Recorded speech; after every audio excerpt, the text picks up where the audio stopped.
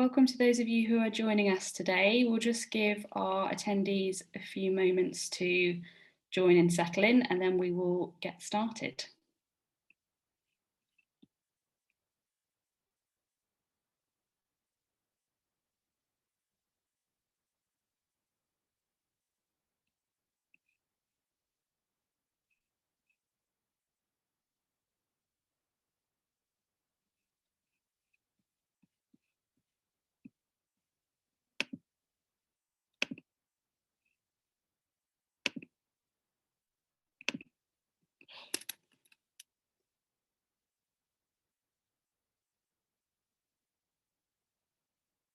Welcome everyone to today's Pledge With Us webinar. My name is Rebecca. I'm the Director of the Global Business Collaboration for Better Workplace Mental Health. And this is our third webinar as part of our Pledge With Us series that we're hosting today. Thank you very much for joining. Before I hand on to our fantastic speakers who are going to be talking to us today about creating a positive workplace mental health culture, I just wanted to say a few words about the collaboration and our wider work. We, as you might know, are newly launched in January. We're a business-led group driven and funded by the companies that you can see on the screen here, but we're also supported by a community of nearly 100 pledge signatories as well. And that's a really important part of the way that we work in terms of supporting businesses across the world from different sectors and different sizes of organisation. We want to make sure that all leaders prioritise the topic of workplace mental health, but also we want to help equip leaders with insights and evidence to what works best and what works in different contexts. We take three focuses to the work that we do. As our name says, we're obviously a collaboration, and that includes all of the business leaders that join us, but also we work alongside experts that have worked in this field for many years to look at what's working and how we can tackle big issues like stigma that still present such barriers to making progress on workplace mental health. We also know that we need to continue to raise awareness of the importance of the topic. The pandemic has definitely put workplace mental health on leadership agendas around the world, but we want to make sure that they stay there. And then thirdly, which is the focus of today's session, is really about how we can, as a group of businesses, help facilitate the adoption of good practice and how we can build out a roadmap to support organisations everywhere to create mentally healthy workplaces. To support organisations do that, we launched a leadership pledge which covers 6 different areas, and this essentially acts as a framework for businesses to create mentally healthy workplaces.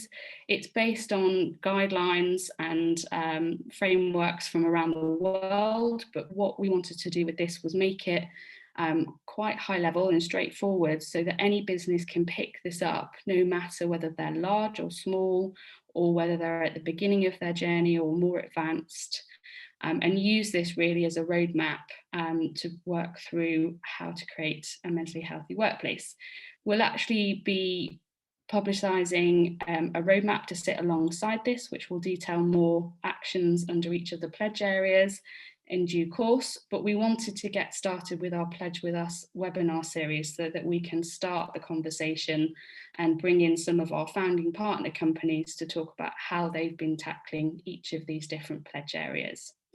We've already hosted 2 webinars on pledge areas 1 and 2. You'll be able to view those on our website, and I'll make sure that I drop in a link to the chat so that you can view those at a later date. But today's session is all about pledge area number 3, which is about how you can create a mentally healthy workplace culture. Very topical given World Mental Health Day on Sunday. So without further ado, I will stop sharing my screen and hand over to our first speaker to introduce herself, Anila, and she'll be taking us through some of Deloitte's work in this area. Thank you. Thank you, Rebecca. And hi, everyone. And thank you for joining this session. I am thrilled to be part of this conversation. A bit of introduction. I work with Deloitte in what we refer to as global talent, which is our center of expertise globally for strategies in the talent space. And one of those strategies that is central to our talent experience is performance. I'm based in London, but the role is very much global and work in partnership with talent teams across the globe. And for context, in my previous experience, I've also worked in HR as well as human capital consulting in a number of industries, both in US and in Europe. So Rebecca, do we take it from here with the presentation for my topic, or do we introduce Andrew as well? So Anila, I would suggest perhaps if we move forward with your presentation, and also just to say to our audience that we'll have an opportunity at the end for questions, and if you want to note those down in the chat as our speakers are talking, we can come back to those at the end. Fantastic. So a little bit of context about performance experience and how that can help with positive mental health culture. Now, of course, at Deloitte, we use a number of strategies to create a positive mental health culture, because we want our people to be the best of themselves and to thrive. Yeah. Performance is one of those levers, in addition to education, awareness, and so on. And the reason for that is that there has been ample evidence that there is a close link of leadership and a positive health culture, as well as the job design and how you do the day-to-day work. Now, in terms of how we create performance, I might kind of go back to asking you all to think of the last time you had a performance management conversation, whether it was a year end or you received a rating or something. Now, depending on what your experience was, you may be wondering how a performance management process does contribute, to a positive mental health. And it's indeed a little bit questionable when you think of the traditional approach. But to put that for Deloitte of how this allows us, I have to give you an overview of how we approach performance management. So next slide, please. Thank you. So since 2013, we've been on a journey at Deloitte to reinvent our performance. And we started with robust research that the traditional approach was not only not helping, but was creating more, I would say, stifling of our talent. And so what we have been on the journey to embed and refine since then is an approach that we call an experience. So it's not a process, a one-off, but it's very much a continuous experience. And what you see on the slide is kind of the three cornerstones of our new experience. The objectives are to fuel performance, and we do that continuously through a number of design elements. The second objective is to allow us to see performance, and we do that at least quarterly. And then, of course, there is the more traditional, important operational aspect, which is the recognition of performance at the year end, whether it's compensation and promotion. So at high level, you can see that this is a very different approach, and we did away with ratings. And the thread that goes through this whole experience is a very much a human-centric focus on fueling performance in the flow of work. But let me take these components one by one and show you how we bring it to life when it comes to empowering our leaders and our people to incorporate well-being in their day work. So if we can go to the next slide. The first element to us, which is fundamental to the design, is what we refer to as check-ins. These are conversations frequent between the team leader and team member. That's not necessarily an organizational reporting relationship. It's whoever is the closest to the work of the individual. They are not structured or formulaic, but they are conversations where the team member and team leader talk about work, expectations, what the team leader can do to support, but also equally important, they talk about the person. How are they doing? Are they engaged? Well-being, barriers, how can they overcome these barriers? These conversations are so important to creating that human connection and support and trust. We do regular surveys, and we find this to be one of the most valued components of our experience. In fact, what we also realized is that during the pandemic with the hybrid working, our analytics is showing that we've seen a doubling in frequency of these check-in conversations. And it's been a fantastic tool for our team leaders to stay connected with their team members in hybrid working. Let's go to the next component. So another element in our design is coaching. This is not coaching that you might know, kind of professional, external, but this is coaching on the job. And every single practitioner is assigned a coach who is different from the team leader. And the focus of coaching is to allow for a confidential, open, honest conversation about the individual's strengths, how they're using them, their ambitions, career ambitions, but also how they are doing with well-being, different pressures, how they're balancing what support is available. We find these conversations also contribute to that positive aspect and the trust and support.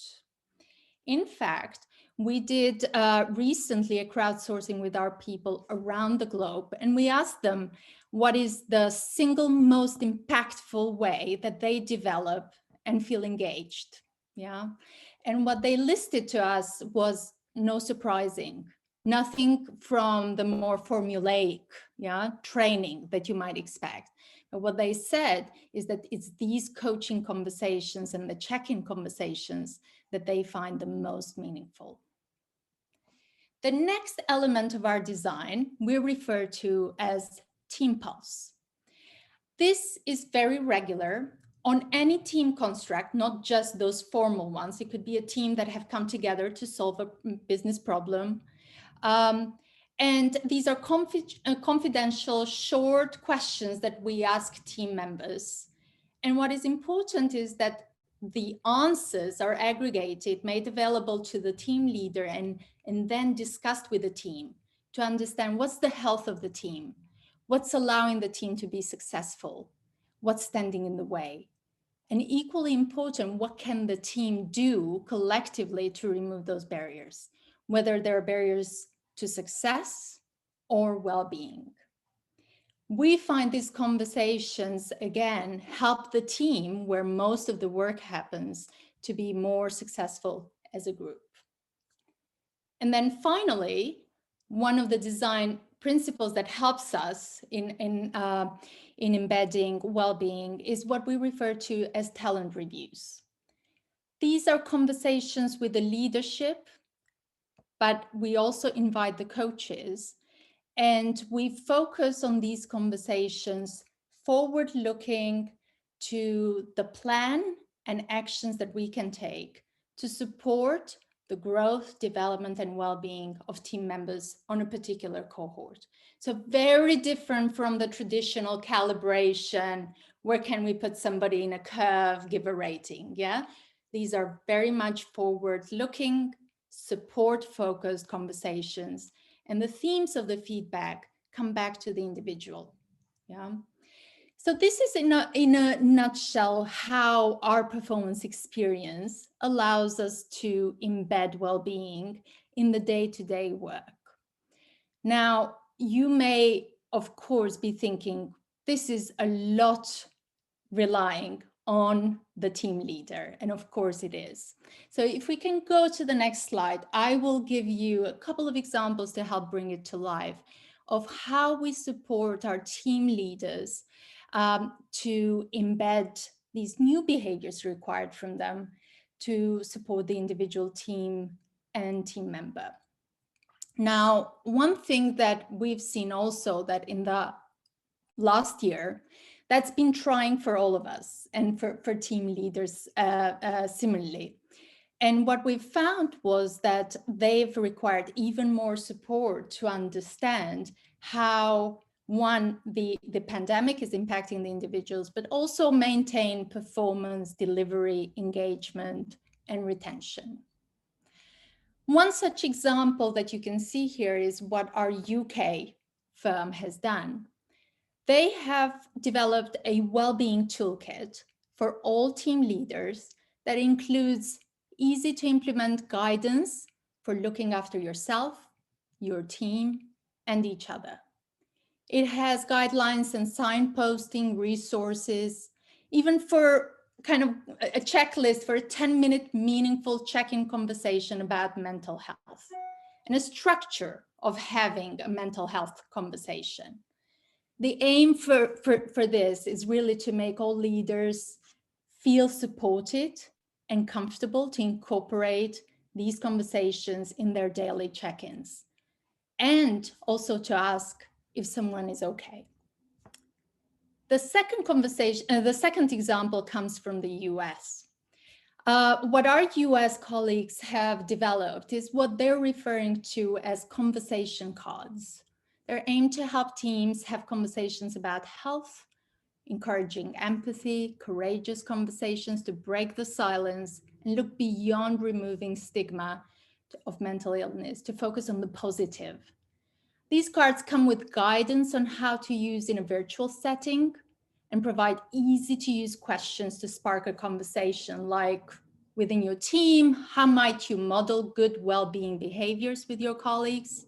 Or how can you lead by example in creating a culture that supports mental health? So those are just two of many examples we have of how we support our leaders.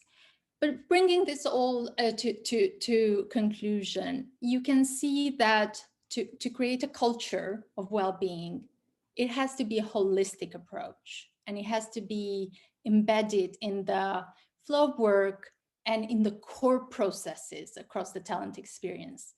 And of course, when it comes to performance, for it to be a helpful lever, it has to be human focused, it has to be also throughout the year.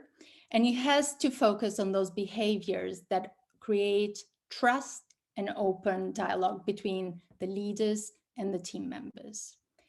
And to create and to achieve this, support and education of leaders is a must. And it doesn't happen overnight. We're still on a journey, particularly the behaviors that we want to create will take time, but it's certainly where it works well. We see it in the data that the team engagement and retention is far higher than where these conversations are not happening. So that's kind of a brief summary of our approach. I'll hand over now to Andrew for the HSBC story, and then we'll jointly come together to take your questions. Thank you so much, Anila. Over to you, Andrew, to introduce yourself. Thank you very much for that introduction, Anila and Rebecca. Hi, everyone. I'm Andrew Gibbons. I'm the Group Head of Wellbeing for HSBC, and like has already been said, it's very nice to be with you here today. I've been in my role for 3 years now, and I'm here to share with you how we approached one of the very first initiatives I was involved in, and that was the rollout of a global mental health education program. So I'm going to speak for around 10 or 11 minutes, and I'm going to have some questions at the end. But while I'm speaking, please feel free to use the Q&A in the chat to capture any thoughts or questions that come to mind. And in fact, I would like to start with a question. Perhaps it's one that you've asked yourself. It's certainly one that I've asked too. And that's, does education really influence culture? Well, at HSBC, we believe that it does. The education in its simplest form is an information exchange, and it's one of the very best and one of the clearest.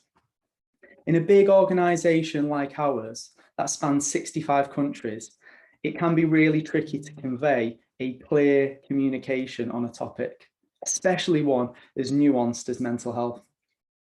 But workplace education is a great way to do that, because when we develop education programs, we typically put lots of time into them. It's really thoughtful, it's deliberate, and as a consequence, it is a really coherent way to share a single idea and to get people to participate in their own buy-in too. So that's one of the principal reasons why we chose to use an education program as a vehicle for creating a more positive workplace culture around mental health.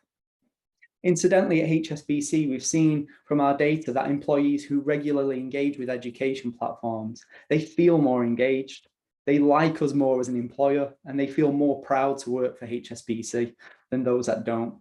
So providing education and skills contributes to a positive culture in more ways than one. But we're here to talk specifically about mental health education. So allow me to share my slides with you.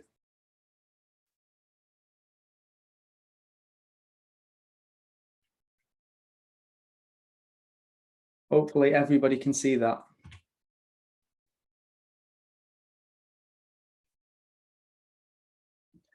So when it comes to mental health education, I'm going to give you an overview of the program that we have at HSBC currently.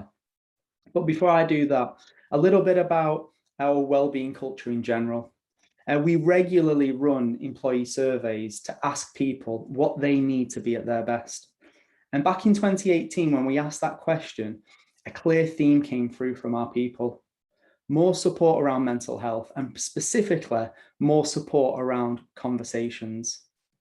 We also saw that employees who said that they had high awareness of support and confidence talking about mental health typically reported more positive well-being. So that became the objective of our education program. We wanted to positively influence those two things, awareness of support and confidence. Now, back in late 2019, in September, just ahead of World Mental Health Day, we launched our first globally available e-learning to all employees, and it had 3 learning objectives. The first was to help people spot signs of somebody who might be struggling. The second, learn how to start a conversation about mental health. And the third, know where to signpost to support. A few months later, we launched a follow-up module. This was a 4-hour classroom course, a little bit more tailored to line managers. And the idea behind this was to create a safe space where managers and employees could practice and hone the skills that they learned in the e-learning. And then in early 2020, we inserted a short mental health module, almost like a smaller version of the e-learning, into our mandatory training program. Now that program is typically reserved for things like regulatory learning, things like financial risk, health and safety. So having mental health in there really emphasized the importance of mental health and also made sure that everybody got some exposure to it. So that's the curriculum, that's what it looks like today. But what I want to share with you is the journey we went on to develop the e-learning, because that really was the catalyst for this whole thing and provided a really strong blueprint for how we design subsequent programs, be it mental health or otherwise. So I mentioned that we wanted to increase awareness and we wanted to increase confidence, but we also had another objective. We wanted to create a program that was globally available, regionally relevant, and culturally sensitive all at the same time.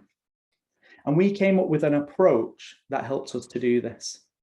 There was 4 stages. And the first thing that we did was we asked. I'll talk a lot about surveys. We love to do that at HSBC.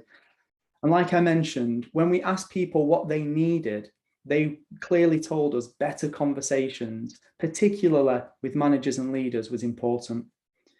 So after we asked that question, it was clear that the core learning objective of our course, what it should be, and the clear direction we should take. The second thing that we did was lots of testing. Now, we knew we weren't the first organisation to try this, and lots of programs were available for purchase. So we tested existing solutions with our people to find out how closely it matched their requirements. And we invited around 400 employees in our 7 biggest countries to test various mental health e-learnings from several providers. And through focus groups and surveys, our people told us what they liked, what they found most useful, and what they didn't find useful. They told us what was resonant in Asia, in Europe, in the Middle East, and in the UK and the US. And we consolidated all that feedback to build a blueprint, to refine what it is our people were looking for, and really give us confidence that the product we were developing really would be impactful. Now, the next thing that we needed to do was to be really honest with the suppliers that we worked with thus far. We had to tell them that none of their e-learning would work for us off the shelf. But we did invite suppliers that got the most positive feedback to collaborate with us as consultants and to create something bespoke for our people. Now, naturally, the input of external experts on a subject like this is super important. But what was equally important, and I didn't appreciate this at the time, was the input of our internal experts. I'm talking about HR, legal, employee relations, and of course, our all-important test group. Because through them, we learned some really important details that without them, we totally would have missed. For example, in Latin American Spanish, if you translate the words mental health directly, it takes on a different meaning. It conveys something closer to delayed development. So we had to work very carefully and collaborate with external translators, but also our internal experts, people on the ground in Latin America, to make sure we got the tone just right. Another example, in the US, there's legislation called the American Disability Act. It prohibits employers asking employees questions about their health. So we had to work really closely again with our legal and our employee relation teams to adapt our program, be very careful with the questions that we were using in our program to ensure it complied with that regulation. Now, when undertaking a project like this, it can be really tempting to try and keep a team small and nimble just in order to get it done. But with something as important and high profile as mental health education, I quickly learned that getting as many people around the table, getting the right people around the table and being really open to feedback and collaboration really was so valuable in the long run. Then the last thing that we did before we launched was to evaluate some outcomes. This time we did this with a larger audience. It was around 1,000 employees. And what we did is we tried to match the makeup of that test group with the rest of the organization. And we asked them to rate the course. Now, we asked them 3 questions. Did the education increase your knowledge of how to have a mental health conversation? Did the education increase your awareness on mental health support available in HSBC? And the last thing that we asked them was, would you recommend this education to others? Now, for all 3 questions, 9 out of 10 people said they strongly agreed or agreed with those sentiments. Now, going through that final evaluation was really scary. Naturally, we were worried that so close to the end, something would come up that we would need to change. And we did make some tweaks.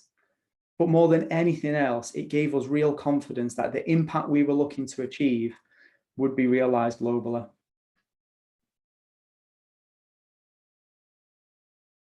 So as I said, we launched the curriculum back in 2019, and in the time since, we've seen lots of engagement from our people. More than 28,000 employees have taken our 30-minute voluntary e-learning in more than 50 countries. Our mental health in practice, our classroom course, that's been taken by more than 2,000 colleagues in more than 25 countries. And our 5-minute module embedded in our wider mandatory training, that's been taken by more than 200,000 colleagues in more than 60 countries twice. Now, if I could go back and do something different, I would rethink the simultaneous global rollout.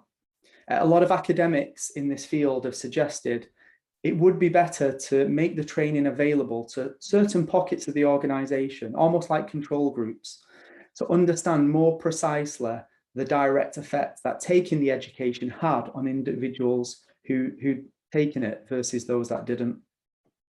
But nevertheless, we went with a global rollout, and when we reflect on these figures, we feel really proud because we know that every employee has had at least some exposure to mental health awareness.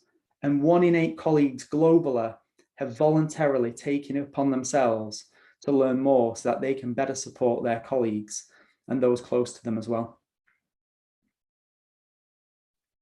Now, the big question is, and the reason why we're all here is, has this created a more positive mental health culture? Well, our people have told us themselves that it has. When we last ran our last global survey on wellbeing, roughly 100,000 employees took part. And it revealed that since the launch of the curriculum, the overall mental health of our people has remained stable over the past 2 years, which is extraordinary given the immense pressures and strains that the pandemic has caused. Almost 8 in 10 employees say they now know where to find mental health support at HSBC. That was an increase of 17%. 7 in 10 colleagues are now confident talking to their line manager about mental health. Again, another double-digit increase. And finally, 6 in 10 colleagues feel able to take time off for a mental health concern. And again, that was a large increase based on the last time we asked them.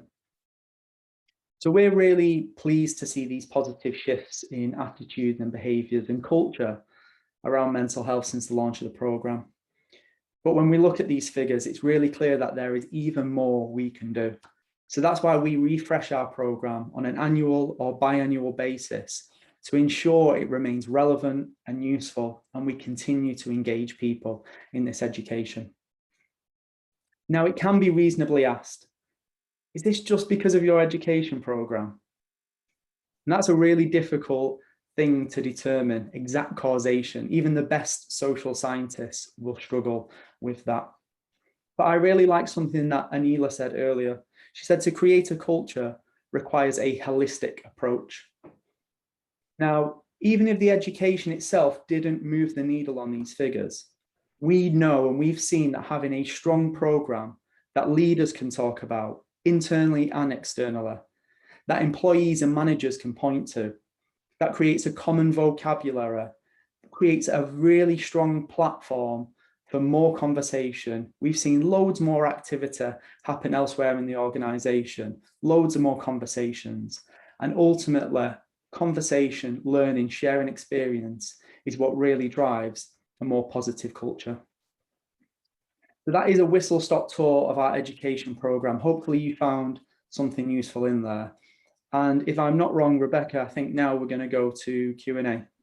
Yes, thank you so much, Andrew and Anila. And Anila, if you want to turn your camera back on, we'll be able to have a chat now. Well, thank you so much for your contributions today. It's been great to hear about the work at Deloitte and HSBC in creating mentally healthy workplaces. And I think the clear message that Andrew, you just sort of ended on there was that this is an ongoing conversation. You need to look at lots of different ways of making sure that leaders and managers are opening up that conversation for employees, that are comfortable to have that conversation.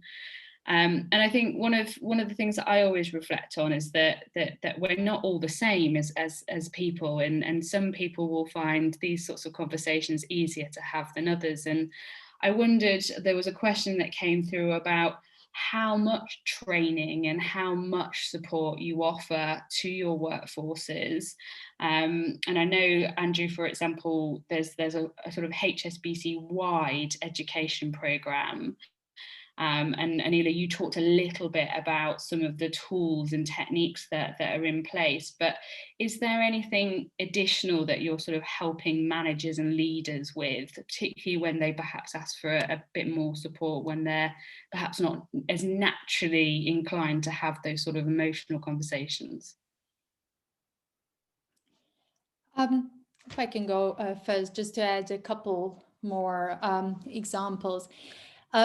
So support is important, yeah, because the comfort level, as you said, Rebecca, varies, and so does the experience. And so at Deloitte, we've made that a priority.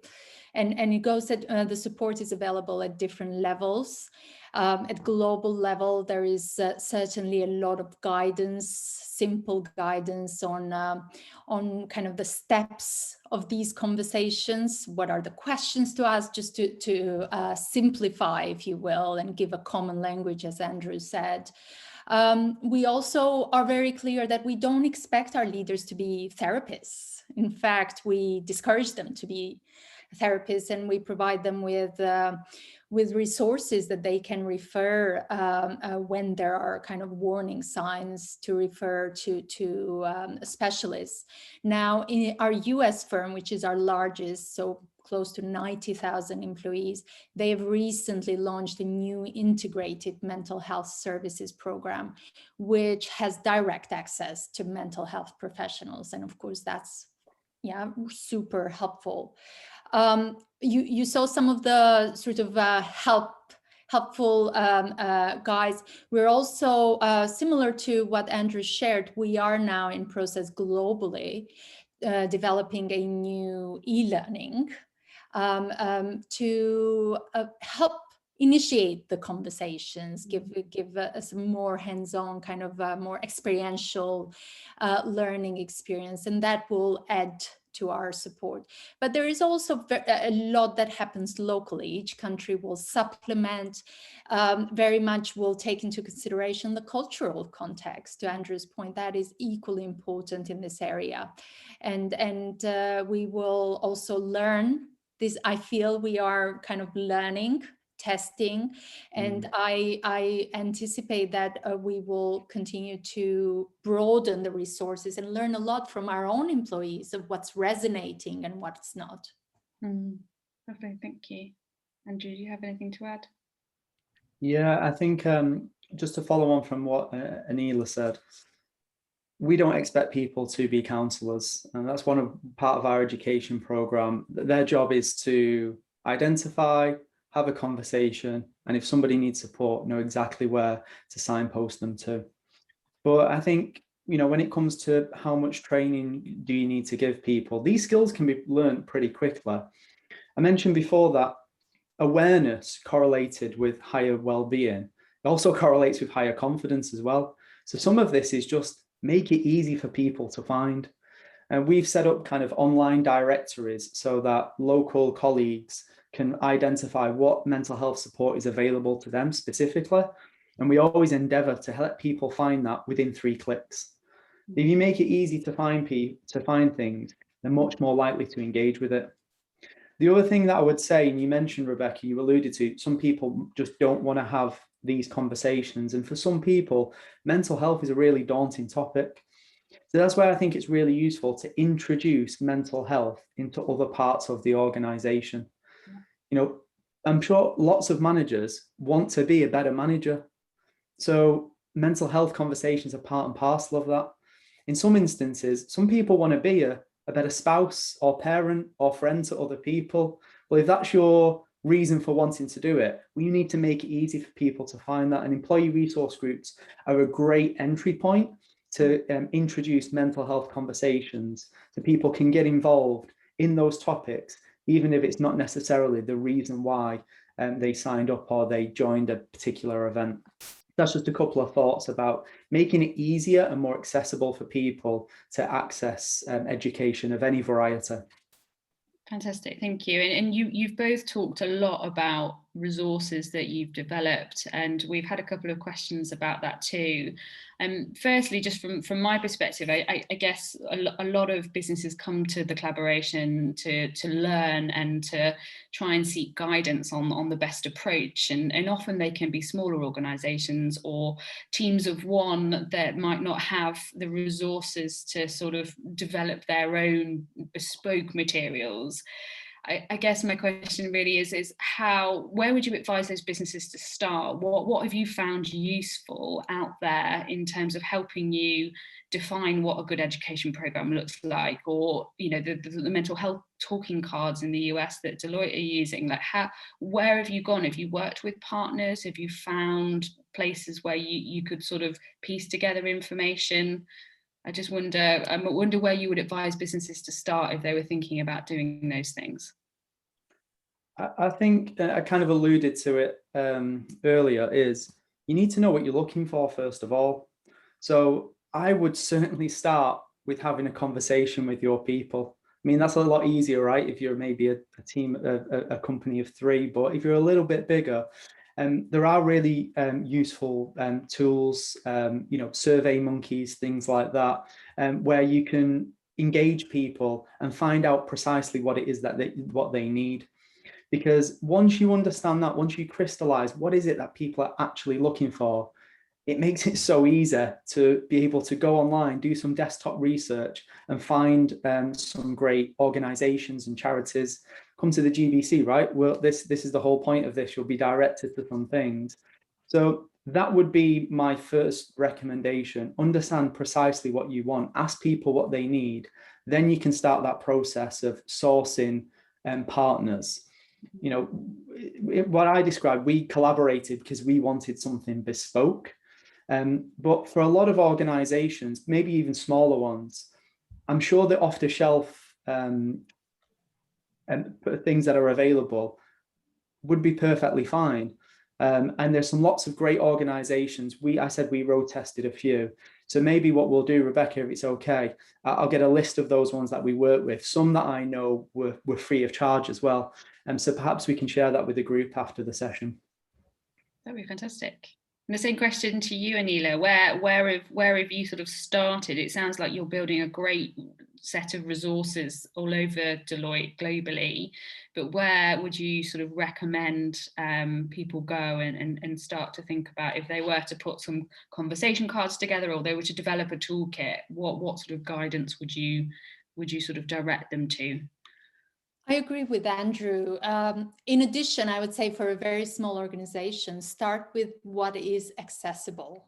Yeah, storytelling is a very powerful technique, and having leaders tell their stories helps kind of bring it to life, break some of the stigma. And it doesn't require a lot of kind of science. And that's one of the things we did first, is kind of podcasts and very senior leaders being honest and humble about their journey with mental health resonated a lot with our people. The second thing is crowdsource from your own employees. As Andrew said, they may have experiences perhaps not at work, but they may have experiences outside of work, and they will have a lot of ideas that are accessible and engaging for their colleagues. See if a few would be interested to help you develop some of that guidance.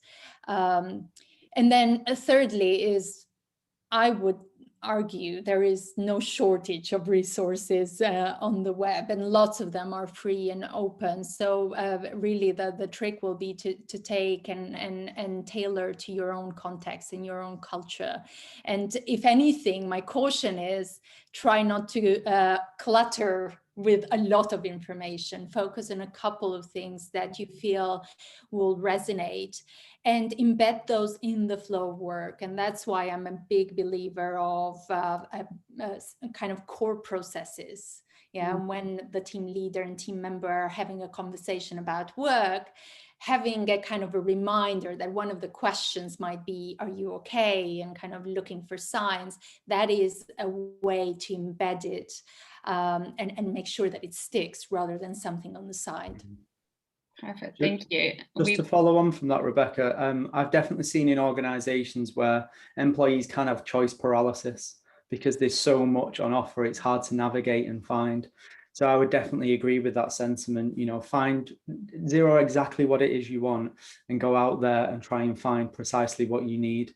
I've noticed Eileen Donnelly from the What Work Centre for Wellbeing, hey Eileen, has posted a link on there. And think tanks like those guys, the Wellcome Trust, and they're a great place to start if you're wanting to achieve some resources.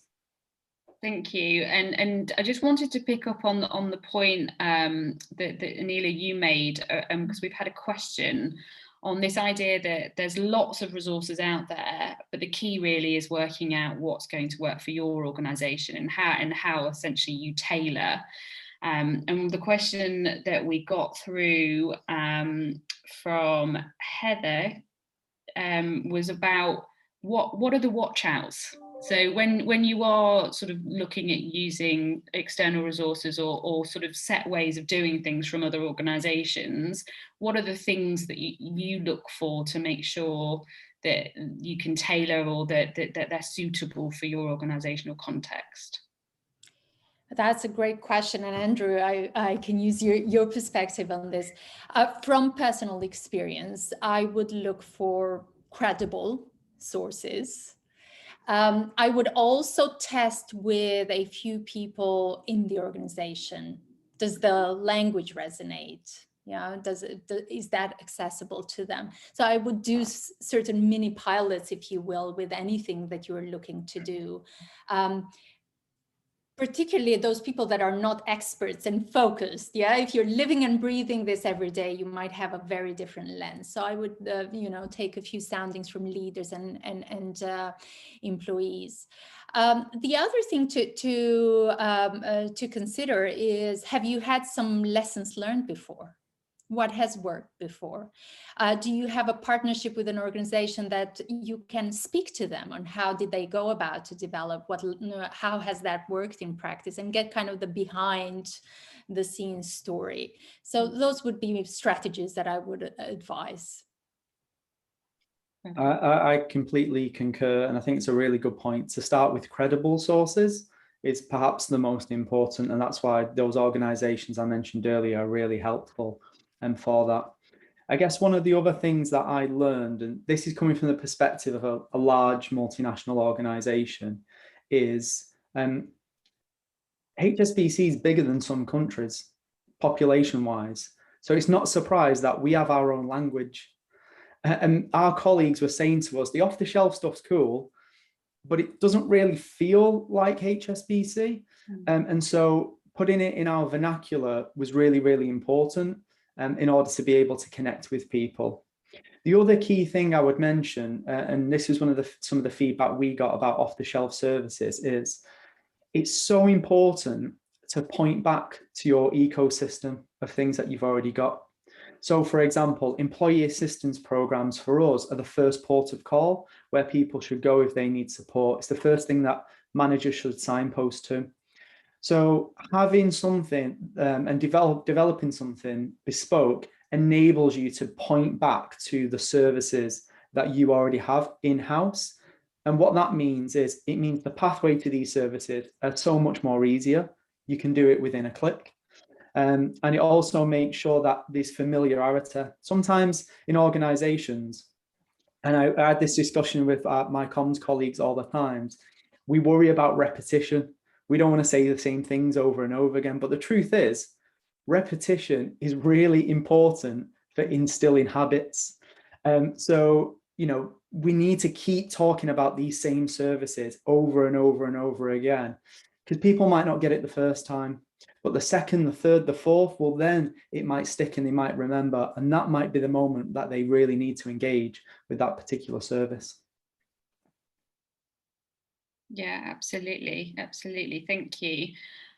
We've had another question through, which I think is a really interesting question in terms of level of education and level of sort of training for leaders and managers, because some organisations may take the approach that they'll actually have a sort of higher level of training for a certain set of people. You might call them mental health champions, or they might have an accreditation as such, so that they can perhaps have a deeper conversation with employees.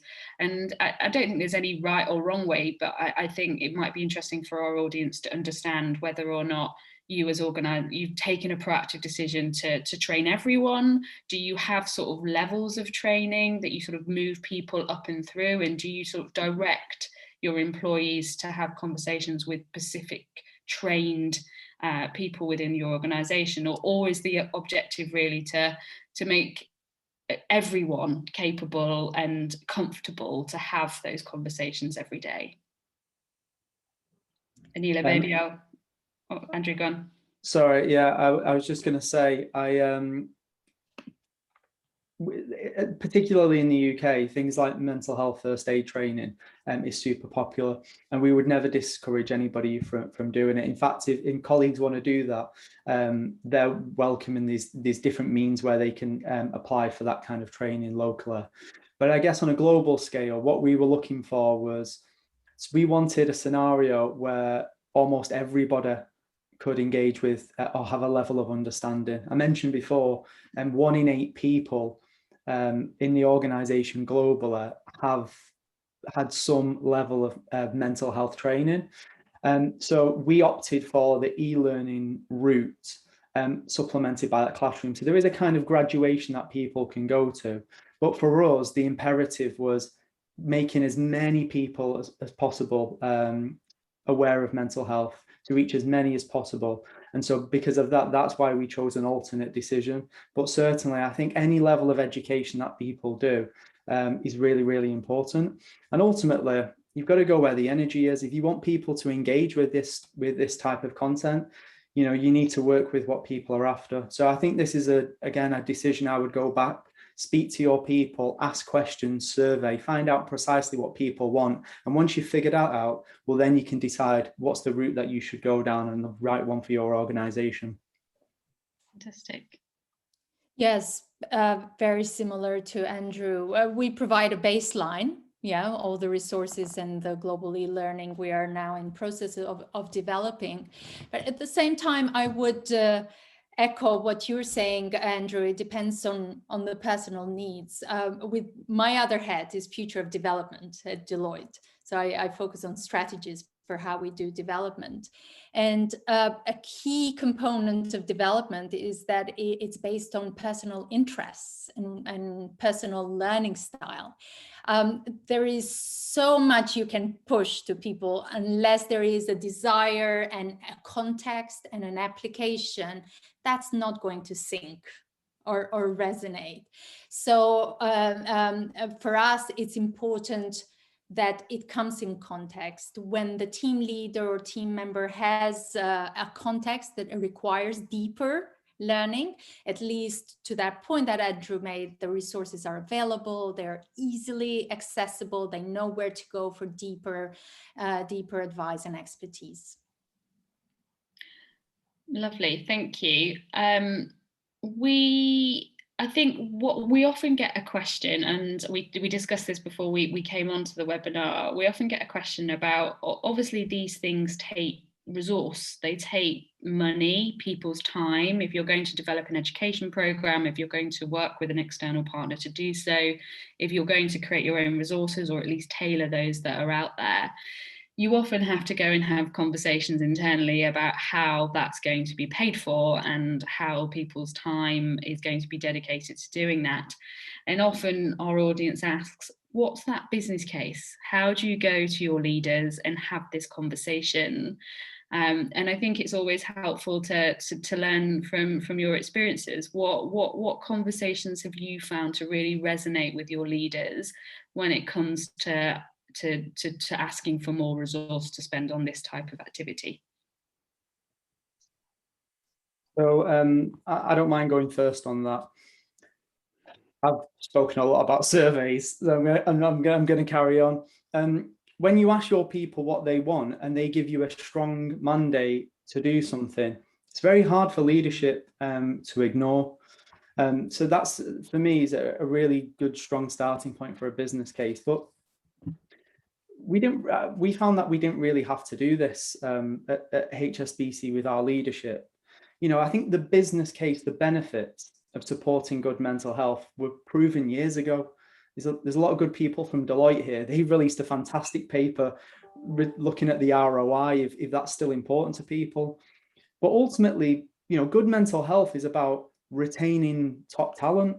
I think it's reasonable that in the next 10 years, young candidates will come to organizations and say, what did you do to support your people during the pandemic? And we're going to have to want an answer for them. So, you know, keeping the best talent, great customer experiences, good business performance. If you're a leader and you're not into those things, you should probably consider a different career, right? And that's the top and bottom of it. You know, mental health in of itself is an important topic, but it is a really powerful enabler for good business. And I think a lot of people have recognized that before the pandemic, but especially over the last 18 months, maybe through more personal experience, they've certainly come to realize that now. Fully agree. And the business case, the ROI that Andrew is referencing is really on the kind of the hard investment, where our paper said that for every pound invested, you get 4 in return, which is very powerful sort of a financial business case. But there is broader than that. One of the things we do annually globally is a millennial and Gen Z survey. And we found, even in the latest one that we did this past year, that 41% of millennials and 46% of Gen Z said that they are very stressed. And that's the majority of our workforce. So for our leadership to know that and not support action and investment would not be very commercially viable. We also know that business leaders, 94%, we found in our human capital trends, agree that well-being and mental health is a hugely important issue for organizations. So there is enough research, there is evidence to support our case. The other point when we speak to leaders is to show how our approach is pragmatic. And I would say even to demonstrate impact, perhaps find some areas where you can pilot, test, show the impact of those interventions. And then finally, one advice I would say for those organizations that are smaller, don't have as much support, is start small. Start with the human-centric interventions. Yeah, don't over-engineer. Process technology is more involved, takes longer to show the result. There is more of an upfront investment. But if you had, in terms of our performance experience approach, a lot of it can be done for any organization. The check-in conversations are encouraging that culture of checking in, and we do that in our personal life. So it's very human-centric, and not to underestimate the importance and impact of those elements that don't require an investment, but require sponsorship and embedding those behaviors.